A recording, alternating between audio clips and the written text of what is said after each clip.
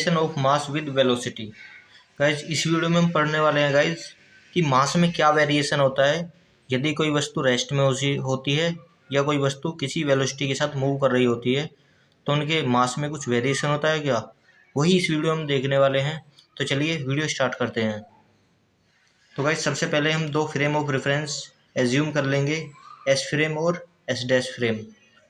Frame of reference क्या होता है ये मैं प्रीवियस वीडियो में बता चुका हूँ, तो चलिए इसे आगे करते हैं। तो गाइज एस फ्रेम के लिए तीनों कोऑर्डिनेट जिनकी axis X axis, Y axis और जेड एक्सिस मान लेंगे। आप सिंपली नोट्स बनाते समय से इसी तरह से ड्रॉ कर सकते हैं। सबसे पहले एक्स एक्सिस, वाई एक्सिस और जेड एक्सिस ड्रॉ कर लीजिए, ये हो जाएगा हमारा एस फ्रेम। उसी तरह से एस डैश फ्रेम के लिए X dash axis, Y dash axis और जेड डैश एक्सिस डिनोट कर लेंगे। गाइज एस फ्रेम का सेंटर ओ और एस डैश फ्रेम का सेंटर ओ डैश यहाँ पर डिनोट किया गया है। गाइज डैश केवल फ्रेम को सेपरेट करने के लिए दिखाया गया है कि ये फ्रेम हमारा एस है और ये फ्रेम एस डैश है। S dash frame V velocity के साथ मूव कर रहा है और एस फ्रेम हमारा स्टेशनरी फ्रेम है यानी रेस्ट पोजिशन में है। तो चलिए देखते हैं। तो गाइज एस डैश फ्रेम के अंदर हम दो पार्टिकल मान लेते हैं ए एंड बी। तो गाइस दो बॉडी या दो पार्टिकल हमने मान लिए ए एंड बी जिसकी वेलोसिटी u और माइनस u है, यानी एक की वेलोसिटी अपोजिट है दूसरे के। गाइस इनका वेट हमने दोनों का m मान लिया। अब हमने माना इसकी वेलोसिटी एक की अपोजिट थी तो ये इस डायरेक्शन में मूव कर रहा था और ये इस डायरेक्शन में मूव कर रहा था। तो गाइस ये आपस में क्या हो गए, टकरा गए, यानी इनका कोलिजन हो गया। तो कोलिजन होने के बाद ये एक ही पिंड बन गए या एक ही बॉडी में एक ही बॉडी की तरह वर्क करने लगे। तो गाइस जब ये एक बॉडी बन गए तो ये भी इस फ्रेम की वेलोसिटी के साथ यानी v की वेलोसिटी के साथ क्या करने लगे, मूव करने लगे। ठीक है गाइस, वही यहाँ पर थ्योरी में भी मैंने लिखा हुआ है। इसी तरह से same stationary frame S frame के अंदर क्या माना हमने, दो बॉडी मान ली m1 और m2 जिनकी वेलोसिटी u1 और u2 है, लेकिन हमने इनकी वेलोसिटी इसके रेस्पेक्ट में तो कुछ ना कुछ हमें दिखाई देगी क्योंकि एस फ्रेम के रेस्पेक्ट में तो ये रेस्ट में रहेंगे लेकिन एस डैश फ्रेम के रेस्पेक्ट में ये बैकवर्ड डायरेक्शन में मूव कर रहे होंगे according to law of relativity. चलिए देखते हैं। Let's two bodies A and B of mass m are travelling with velocity u and minus u in the frame s। यानी दो बॉडी a और b ट्रेवल कर रही हैं u और माइनस u वेलोसिटी के साथ s डैश फ्रेम में।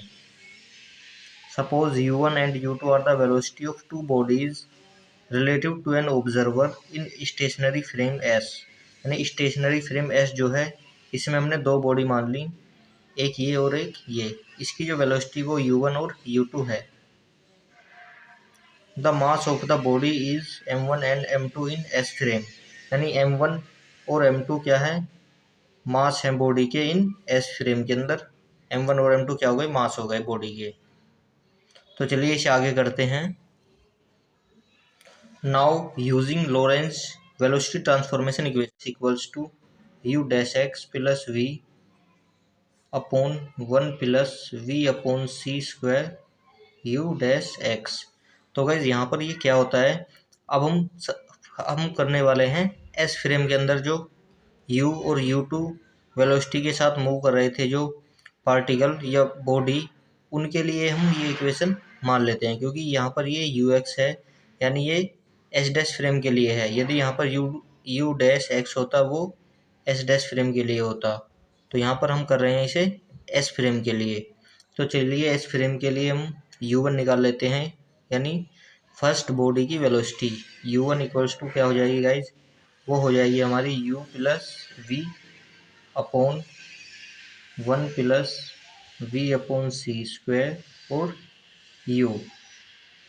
तो भाई ये यहाँ पर u क्या है, u होती है हमारी एस डैश फ्रेम के अंदर जो वेलोसिटी होती है। एस डैश फ्रेम के अंदर वेलोसिटी क्या थी बॉडी की, वो u थी दोनों के लिए। तो यहाँ पर होती है एस फ्रेम के लिए, यहाँ पर होती है एस डैश फ्रेम के लिए, क्योंकि यहाँ पर हम एस फ्रेम को कंसिडर कर कर चल रहे हैं। तो इसी तरह से हम u2 फाइंड आउट कर लेंगे। u2 equals to minus u, ये हो गई हमारी सेकेंड बॉडी के लिए जो वहाँ पर क्या थी, नेगेटिव थी, प्लस v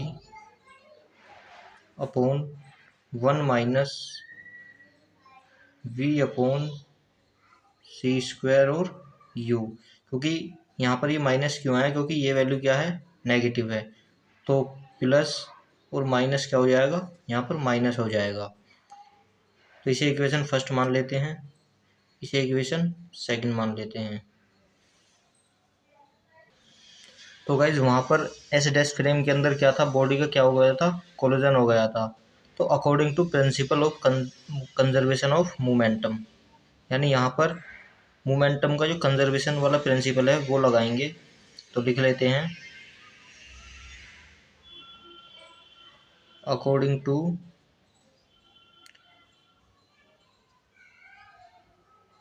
प्रिंसिपल ऑफ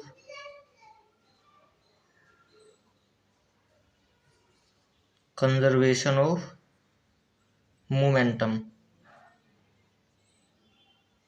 तो गाइज इसके अकॉर्डिंग क्या होता है, यानी मोमेंटम क्या रहता है, संरक्षित रहता है। कब, momentum before collision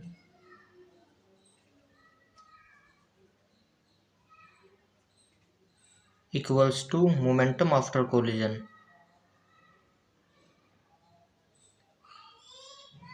momentum after collision. तो इसके गाइस क्या मतलब होता है कि बिफोर कोलिजन और आफ्टर कोलिजन क्या होता है, मोमेंटम क्या रहता है, सेम रहता है बॉडियों का।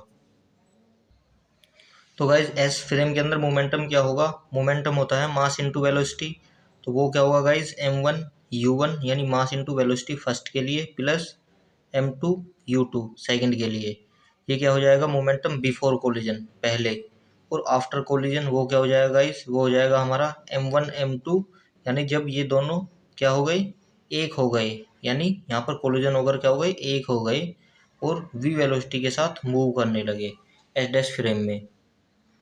तो चलिए मोमेंटम बिफोर कोलिजन और मोमेंटम आफ्टर कोलिजन लिख लेते हैं। तो गाइज मोमेंटम बिफोर कोलिजन क्या होगा हमारा, वो होगा guys m1 u1 plus m2 u2। ये हो जाएगा गाइज हमारा किस फ्रेम में, एस फ्रेम में। और एस डैश फ्रेम में क्या हो जाएगा गाइज, m1 प्लस m2 और v। वहाँ पर गाइज जो दो पिंड थे उनका हमने मास m मान लिया था, सेम मान लिया था। तो गाइज उसी को हम m1 और m2 भी मान सकते हैं या m भी मान सकते हैं। तो चलिए आगे करते हैं, इसे हम मान लेते हैं equation number third. Putting the value of u1 and u2 from equation first and second in equation third. तो भाई फर्स्ट और सेकंड से u1 और u2 की वैल्यू हम इक्वेशन नंबर थर्ड में पुट कर देंगे, यहाँ पर u1 और u2 की जगह। तो हमारे पास क्या वैल्यू आ जाएंगी, वो आ जाएगा हमारे पास m1, और u1 की जगह पर ये पुट कर दूंगा मैं। तो ये आ जाएगा गाइज हमारा u plus we upon 1 plus we upon C square u। इसी तरह से गाइज m2 की जगह, m2 और u2 की जगह ये वैल्यू पुट कर दूंगा। तो ये आ जाएगा गाइज मेरा minus u plus we upon 1 minus V upon C square u। और लास्ट में आ जाएगा गाइज मेरा m1 plus m2 into we. तो चलिए इस इक्वेशन को आगे सॉल्व कर लेते हैं, इस इक्वेशन को आगे सॉल्व करते हैं। अब क्या करते हैं, m1 और m2 के साथ v की मल्टीप्लाई कर लेते हैं। तो चलिए देखते हैं, m1 u plus we upon 1 plus we upon C square u।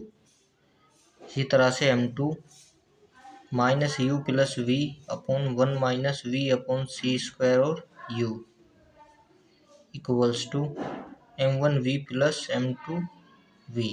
तो यहाँ पर हमने v की मल्टीप्लाई ब्रैकेट के अंदर कर ली है m1 और m2 के साथ। अब क्या करते हैं, m1 वाली टर्म को एक साथ और m2 वाली टर्म को एक साथ लिख लेते हैं।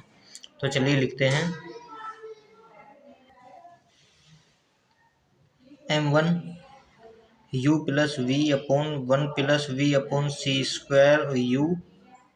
इसके साथ मैं ये वाली टर्म ले लेता हूँ माइनस m1v। ये इक्वल्स के इधर जाके माइनस हो जाएगी, ये आ गई। उसी तरह से इस टर्म को भी देख लेंगे।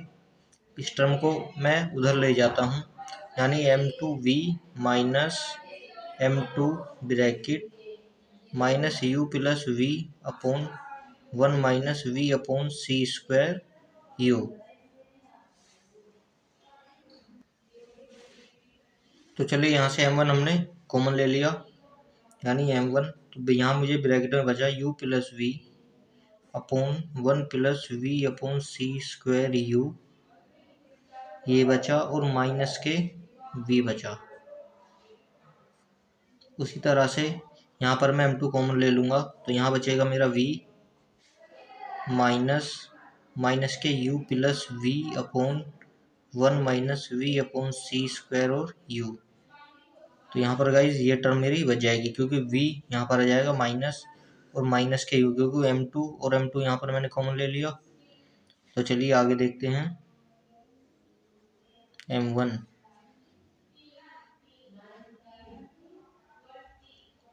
u plus v। अब क्या करेंगे गाइज, इस टर्म का क्या ले लेंगे, हम एलसीएम ले लेंगे इसके साथ, क्योंकि यहाँ पर तो 1 है, तो यानी इस टर्म का क्या ले लेंगे, एलसीएम। जब मैं इसे एलसीएम ले लूँगा तो इस टर्म की मल्टीप्लाई इसके साथ हो जाएगी v के। तो यहाँ पर मुझे ये टर्म मिलेगी माइनस v और plus minus minus v square, यानी u v square upon C square upon 1 plus you we upon C square. इसी तरह से यहाँ पे भी मैं क्या करूँगा गाइज, यहाँ पर भी मैं एलसीएम ले लूँगा, तो ये इसकी मल्टीप्लाई हो जाएगी यहाँ पर, तो ये हो जाएगा गाइज मेरा m2। v की मल्टीप्लाई जब इसमें होगी तो v माइनस इसकी फिर इस टर्म में होगी तो u v स्क्वायर अपॉन सी स्क्वायर प्लस u, और इस माइनस प्लस के कारण ये माइनस हो जाएगा, सॉरी माइनस माइनस क्या हो जाएगा, प्लस, और minus v upon 1 minus you we upon C square. अब मैं क्या देख रहा हूँ गाइस, इन दोनों टर्म्स में यहाँ पर प्लस का v है और ये माइनस का v है, तो ये कैंसिल आउट हो जाएगा। यहाँ पर भी ये प्लस का v है और ये माइनस का v है, ये कैंसिल आउट हो जाएगा। बची थी v और v कैंसिल आउट होने के बाद वो बची थी m1 u minus you we square upon C square upon 1 plus you we upon C square. इसी तरह से यहाँ पर एक टर्म बची थी हमारी m2 और u, यानी ये वाला u था माइनस ये था u we square upon C square और upon 1 minus you we upon C square. तो यहाँ क्या था, ये दोनों टर्म क्या थी, सेम थी, तो ये पूरी टर्म यहाँ पर कैंसिल आउट हो गई थी, वही मैं यहाँ पर आपसे कहना चाह रहा था। तो चलिए आगे देखते हैं। तो यहाँ पर क्या हुआ गाइस, ये टर्म हमारी आ गई थी। अब देख लेते हैं, मैं इसे डिवाइड कर देता हूँ m1 अपॉन m2, यानी m1 से ये m2 डिवाइड हो गया, तो ये टर्म इधर चली जाएगी हमारी, ये हो जाएगा हमारा 1 plus you we upon C square upon 1 minus you we upon C square. इसे मैं इक्वेशन नंबर 4 मान लेता हूँ, ये मेरी इक्वेशन नंबर 4 हो गई।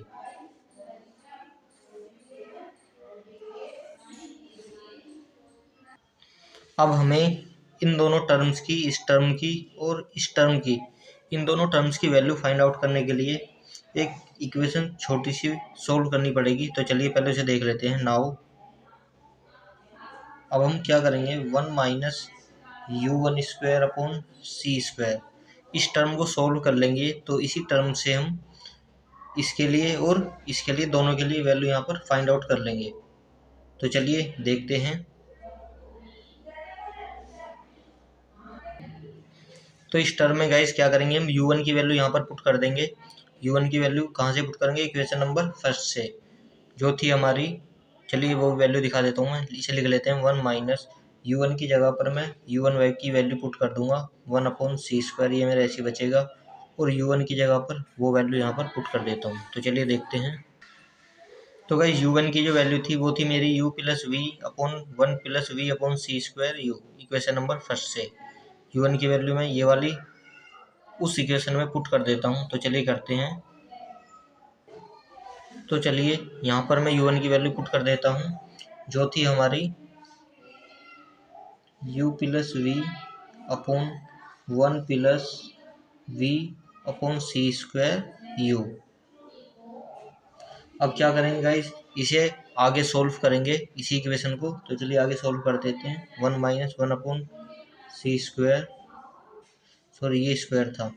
अब क्या करेंगे गाइस, मैं ऊपर वाली टर्म का स्क्वायर कर देता हूँ इस तरह से, स्क्वायर अपॉन नीचे इसका, नीचे वाली टर्म का भी स्क्वायर हो जाएगा 1 plus we upon c² u। इस पूरी टर्म का भी क्या कर देता हूँ, स्क्वायर कर देता हूँ।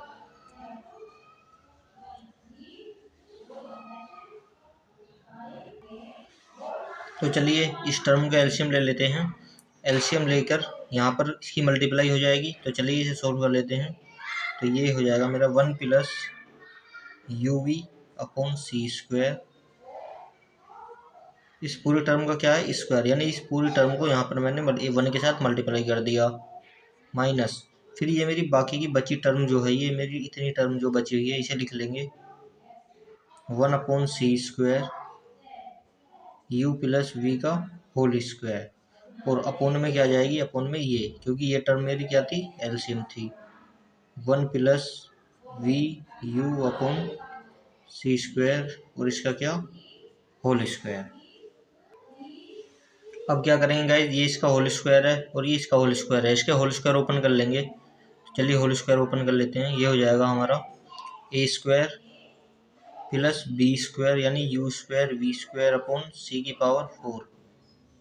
प्लस 2ab, यानी 2 इंटू ए की वैल्यू तो 1 ही है, बी की वैल्यू ये है, तो इसकी मल्टीप्लाई कर देंगे uv अपॉन c²। उसी तरह से इसका भी मैं होल स्क्वायर ओपन कर लूँगा, तो -1 upon c² bracket a² plus b² plus 2ab। तो गाइज मैंने यहाँ पर इसकी दोनों होल स्क्वायर, ये वाला और ये वाला ओपन कर लिया है, और अपोन में क्या हो जाएगा, अपोन में मेरा सेम ही रहेगा 1 plus v u upon c² इसका होल स्क्वायर। तो गाइज ये टर्म हमारी किसके इक्वल चल रही थी, वो चल रही थी हमारी 1 माइनस u1² अपॉन c² के इक्वल। ठीक है, तो ये टर्म को आगे सोल्व कर लेंगे। तो आगे सोल्व करने पर देखते हैं क्या मिलता है हमें। तो चलिए सोल्व करते हैं। 1 plus u² v² upon c⁴ plus 2uv upon c² minus 1/c² के अंदर मल्टीप्लाई कर देंगे इन सभी टर्म्स में, तो वो हो जाएगा हमारा u² upon c² plus v² upon c² plus 2uv upon c²। तो चलिए इसे आगे सोल्व करते हैं। तो देखते हैं कोई चीज़ कैंसिल आउट तो नहीं हो रही है, देखते हैं। तो गाइज यहाँ पर कोई भी चीज़ हमारी कैंसिल आउट नहीं हो रही है। तो चलिए इसे आगे सोल्व कर लेते हैं। 1 minus u1² upon c² equals to, तो चलिए इसे आगे सोल्व करने पर देखते हैं। हम क्या करते हैं गाइज, यहाँ से v² और c², ये वाली टर्म कॉमन ले लेते हैं। ये टर्म और ये टर्म, इन दोनों टर्म को एक साथ लिख लेंगे और बाकी टर्म को एक साथ लिख लेते हैं। तो चलिए देखते हैं। तो हमें ये टर्म मिल जाएंगी तो 1 minus v² upon c² minus, यहाँ से मैं v² अपॉन c² जब कॉमन ले लूँगा, यानी v² अपॉन c², तो मेरे पास फिर से ये सेम टर्म बचेगी 1 माइनस v² अपॉन c², और नीचे का सेम ऐसे ही चलता रहेगा 1 प्लस uv अपॉन c² इसका होल स्क्वायर कर लेते हैं। 1 minus u1 square upon C square equals to, तो गाइस यहाँ पर ये वैल्यू और ये वैल्यू सेम है यानी कॉमन है, तो मैं इसे कॉमन ले लूँगा, तो मेरे पास हो जाएगी ये value 1 minus v square upon सी स्क्वायर, और यहाँ पर क्या बचेगा 1 माइनस वी स्क्वायर अपॉन सी स्क्वायर। सॉरी गाइस, ये वैल्यू मेरी u थी, सॉरी ये वैल्यू मेरी u थी, u स्क्वायर। तो चलिए आगे देखते हैं, 1 plus you we upon C square, इसका होल स्क्वायर। तो भाई यहाँ पर हमने क्या किया था, यू स्क्वायर और सी स्क्वायर को इसमें से कॉमन लिया था, तो यहाँ पर ये यू स्क्वायर था, ये थोड़ी मिस्टेक हो गई थी, वी स्क्वायर लिख दिया था, ये था मेरा यू स्क्वायर अपॉन सी स्क्वायर। तो चलिए ये स्क्वायर मेरी यू स्क्वायर थी, ये मैंने अभी आपको बताया। तो चलिए इसे आगे सॉल्व करते हैं। 1 minus you one square upon C square equals to 1 minus v square upon C square 1 minus u square upon C square upon 1 plus you we upon C square, इसका होल स्क्वायर। तो ये term हमने यहाँ पर, हमारी ये term आ गई है। तो भाई इसी टर्म को थोड़ा सोल्व करना थोड़ा हार्ड होता है, लेकिन मैंने आपको बिल्कुल सिंपल वे में बताया है। तो चलिए इसे आगे देखते हैं। तो अब मैं क्या करता हूँ गाइस, इस टर्म को इधर ले जाता हूँ और उस टर्म को यहाँ पे लेके आता हूँ। तो चलिए देखते हैं, 1 प्लस वी यू अपॉन सी स्क्वायर, इसका whole squared equals to 1 minus v square upon C square 1 minus u square upon C square upon 1 minus you one square upon C square. तो भाई यहाँ पर स्क्वायर है, मैं उधर ले जाऊँ इसे, तो स्क्वायर का क्या हो जाएगा, इधर अंडर दी रूट हो जाएगा। तो चलिए मैं यहीं पर ही इसका अंडर दी रूट बना लेता हूँ और स्क्वायर यहाँ से हटा देता हूँ। तो गाइस मेरे पास ये इक्वेशन आ जाएगी। तो सिमिलरली मेरे पास ये वैल्यू आ गई है 1 plus you we upon C square के लिए, 1 प्लस वी यू अपॉन सी स्क्वायर के लिए, यानी मेरे पास 1 प्लस वी यू या यू वी कुछ भी कह सकते हैं, u we upon C square की वैल्यू यहाँ पर आ गई है। अब मुझे इस टर्म की वैल्यू निकालनी है 1 minus you we upon C square के लिए। तो गाइस यहाँ पर मेरी 1 plus you we upon C square की वैल्यू आ गई है। अब हमें 1 minus you we upon C square की वैल्यू निकालनी है। तो चलिए उसे भी इसी तरह से हमें सोल्व करना पड़ेगा। तो हम डायरेक्ट सिमिलरली जिस तरह से हमने ये वैल्यू निकाली थी उसी तरह से ये वैल्यू भी हम सिमिलरली रखकर आपको दिखा देंगे। तो चलिए इस वैल्यू को और देख लेते हैं।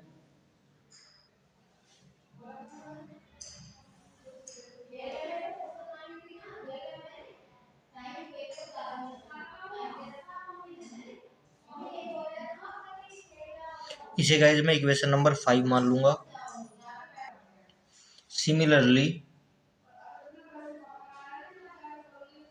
जब मैं माइनस के लिए सोल्व करूंगा, यानी जो नीचे थी टर्म उसके लिए, तो वो थी मेरी 1 माइनस वी यू अपॉन सी स्क्वायर। तो इसके लिए जब मैं सोल्व करूंगा तो मेरा यहाँ पर यू वन की जगह केवल यू टू आ जाएगा। तो वो वैल्यू मैं यहाँ पर लिख दूंगा।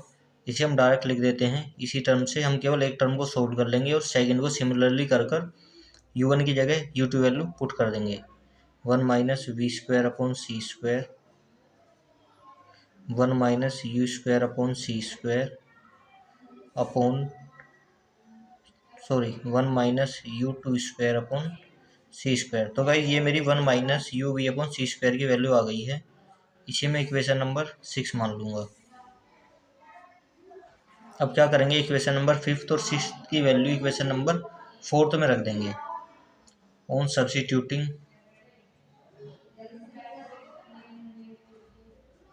To the value of equation 5th and 6th in equation 4th। तो चलिए 4th में मैं 5th और 6th की वैल्यू यानी इस टर्म की और इस टर्म की वैल्यू 4th में रख देता हूँ। तो चलिए रखते हैं। तो चलिए इक्वेशन नंबर 4th में एक बार यहाँ पर लिख देता हूँ, m1 upon m2 equals to 1 plus v u upon C square upon 1 minus v u upon C square. तो गाइज इसकी वैल्यू मैं इक्वेशन नंबर 5 से रख देता हूँ यहाँ पर, और इसकी वैल्यू इक्वेशन नंबर 6 से रख देता हूँ। तो चलिए देखते हैं। तो गाइज ये वैल्यू हो जाएगी मेरी 1 minus v square upon C square 1 minus u square upon C square upon 1 minus you one square upon C square. Similarly इस वाली टर्म की वैल्यू, ये वाली वैल्यू मैं यहाँ पर पुट कर दूंगा 1 माइनस वी स्क्वायर अपॉन सी square 1 minus u square upon सी square upon 1 minus u two square upon सी स्क्वायर। तो गाइज ये टर्म पूरी और ये पूरी टर्म ये वाली कैंसिल आउट हो जाएगी। तो मेरे पास जो टर्म बचेगी केवल ये और ये बचेगी, क्योंकि ये तो सेम थी और अंडर रूट में भी थी। तो दोनों टर्म क्या हो जाएगी, कैंसिल आउट हो जाएगी। तो हमारे पास जो यहाँ पर इक्वेशन बचेगी वो बचेगी guys 1 minus u two square upon C square upon 1 minus you one square upon C square, क्योंकि यू टू ऊपर चला जाएगा और ये अपॉन में रहेगा। तो इसे मैं इक्वेशन नंबर 7 मान लेता हूँ।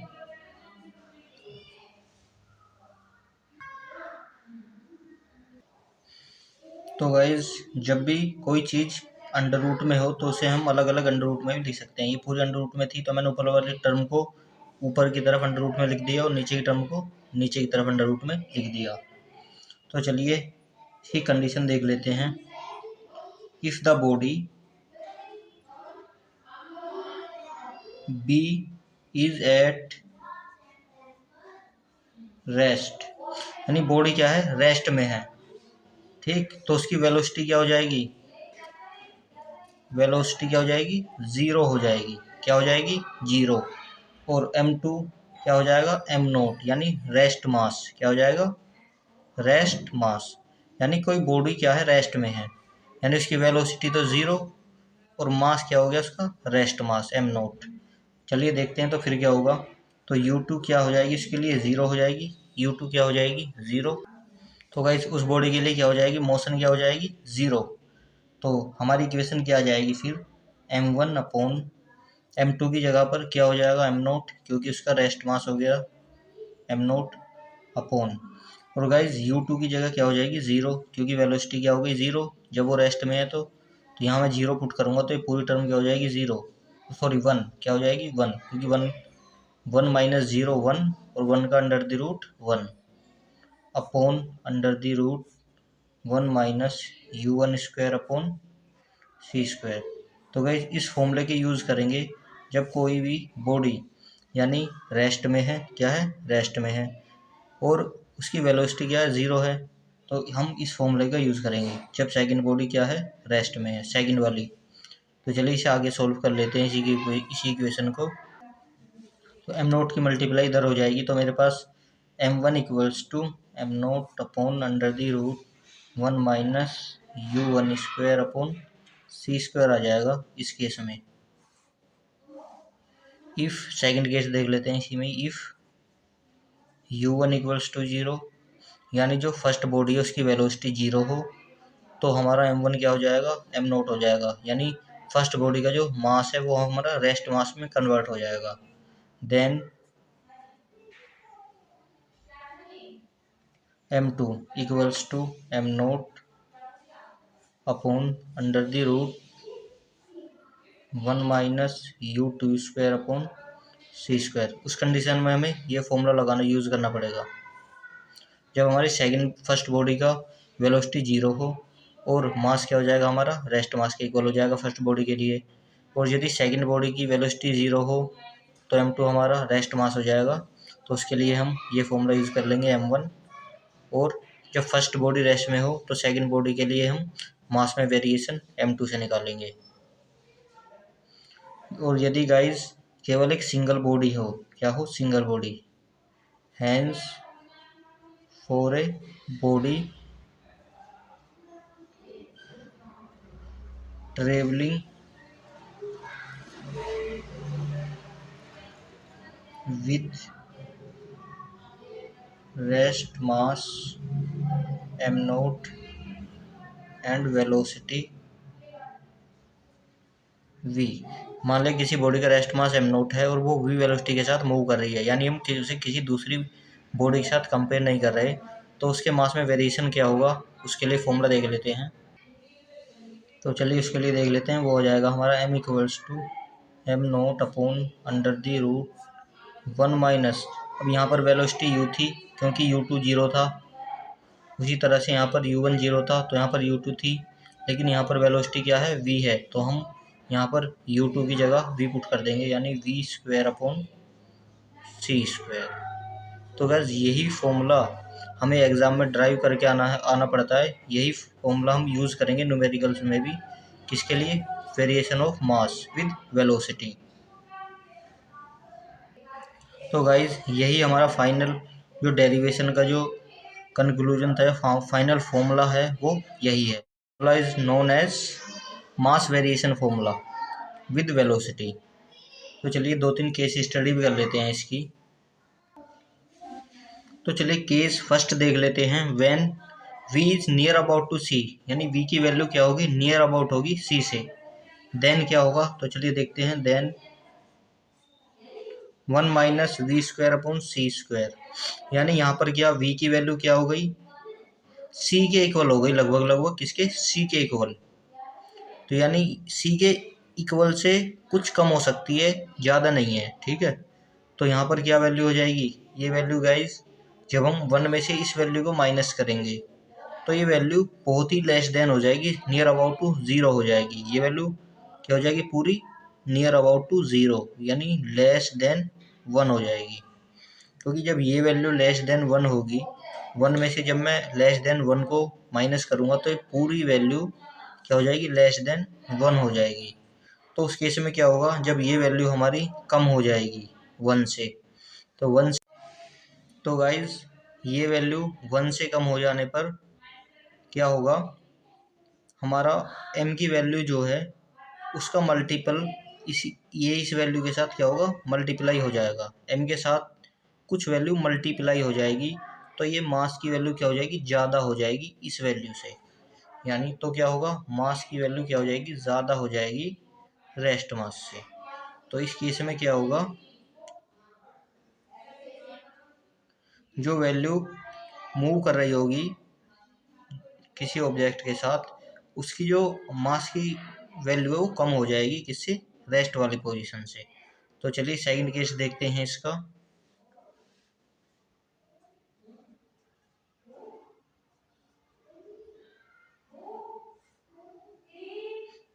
When v is very less than to c, तो इस केस में क्या होगा guys, 1 minus v square upon सी स्क्वायर। तो इस केस में क्या होगा, जब v की वैल्यू हमारी c से बहुत ही कम है, ये वैल्यू बहुत ही कम है, तो जब हम उसे ज़्यादा वैल्यू से डिवाइड करेंगे तो बहुत ही मिनिमम वैल्यू या लगभग 0 वैल्यू हमें मिलेगी। तो इस केस में क्या हो जाएगा गाइस, 1 माइनस 0 हो जाएगा, जो कि मेरा 1 का अंडर रूट करूँगा तो मैं 1 ही पाऊँगा। तो इस केस में क्या होगा, जब इस पूरे टर्म की जगह मैं 1 पुट करूँगा तो 1 की मल्टीप्लाई m के साथ हो जाएगी, तो m equals to m nought होगा, यानी मास हमारा क्या होगा, सेम होगा दोनों कंडीशन में, यानी मास हमारा क्या होगा, सेम होगा दोनों कंडीशन में, यानी m इक्वल्स टू क्या होगा, एम नोट होगा केस सेकंड।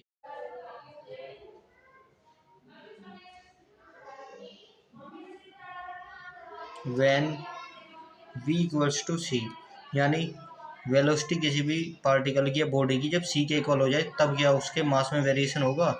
तो चलिए वो देख लेते हैं। तब क्या होगा हमारा, 1 minus v square upon C square equals to 1 minus, ये गाइस वैल्यू किसके इक्वल हो गई, c के, तो यहाँ रख दिया मैंने सी स्क्वायर अपॉन सी स्क्वायर, ये कैंसिल आउट होकर 1, यानी under the root 1 minus 1 equals to 0, यानी 0 हो जाएगी, वैल्यू क्या हो जाएगी, 0। तो जब मैं यहाँ पर 0 पुट करूँगा तो 0 की मल्टीप्लाई m के साथ करूँगा, तो यानी m नोट इक्वल्स टू 0 हम मुझे यहाँ पर मिलेगा, क्या मिलेगा, 0, जो कि इम्पॉसिबल ही नहीं है। क्या नहीं है, पॉसिबल नहीं है, क्योंकि मास तो कुछ ना कुछ होगा ही ना, मास थोड़ी ज़ीरो हो जाएगा। तो यहाँ पर मुझे ये कंडीशन मिलेगी, अगर मैं इसी में देखूँ तो एम नॉट अपॉन ज़ीरो, यानी ये वैल्यू क्या हो जाएगी, इनफाइनाइट भी हो जाएगी एक तरह से, यानी एम इक्वल्स टू इनफाइनाइट, जो कि इम्पॉसिबल है, यानी ये केस पॉसिबल ही नहीं है, this is not possible.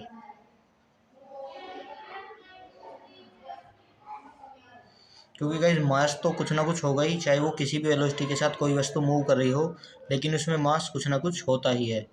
I hope guys video आपको पसंद आई हो तो वीडियो को लाइक करना और चैनल को सब्सक्राइब करना ना भूलें। Thank you.